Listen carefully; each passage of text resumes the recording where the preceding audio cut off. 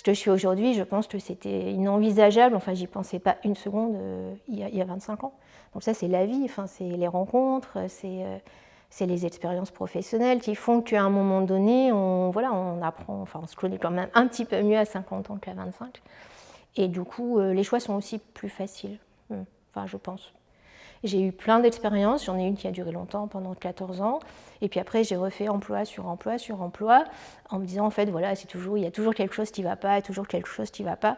Et lors de la dernière expérience, là je ne suis pas faite, enfin en tout cas je ne suis plus faite pour le monde du salariat, avec ses contraintes, même si les employeurs étaient super sympas, le cadre de travail était super sympa, mais moi je n'étais plus faite pour ce cadre-là. C'est pas difficile en soi. Voilà, le fait de partir en congé individuel de formation, c'était sécurisant parce que j'étais payée pendant ma formation. Si j'avais un souci, je revenais aussi à mon boulot. Donc vraiment, là, il n'y avait aucune prise de risque. La prise de risque est mesurée quand on est bien entouré aussi et bien accompagné. Donc du coup, on ne se rend pas compte en fait qu'on prend des risques. En tout cas, moi, j'ai pas eu l'impression d'en prendre. Voilà. Parce que l'entourage était là pour me conforter dans mes choix. Au démarrage, je n'avais pas forcément confiance en moi. Quand j'ai animé mes premiers ateliers cuisine, je n'avais pas confiance et je me disais je ne suis pas légitime alors que j'avais un CAP cuisine et j'avais des choses à apporter. Mais sur le coup, je me dis non, mais en fait, c'est très simple, les gens peuvent faire ça très facilement chez eux. Mais en fait, c'est valable dans tous les domaines. Ça peut être valable dans la couture. Tout le monde, on peut dire faire un ourlet, c'est simple, mais en fait, pour des gens, c'est pas simple. Et donc là, il y a besoin d'avoir un accompagnement. Donc la confiance, c'est très important.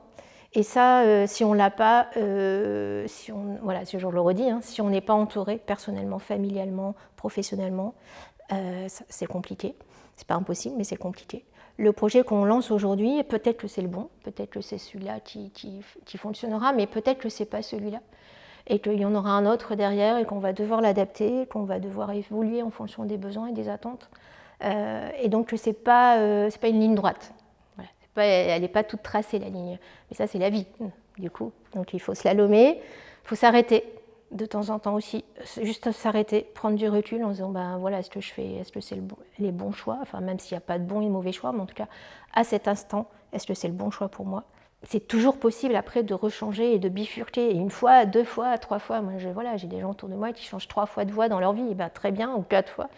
Peu importe. Voilà. Et que la formation, elle est toujours accessible. Voilà. Moi, je reprends encore une fois une formation. Donc, il n'y a vraiment pas d'âge pour ça. Voilà. Donc, vraiment, il ne faut pas s'enfermer, quoi, en tout cas.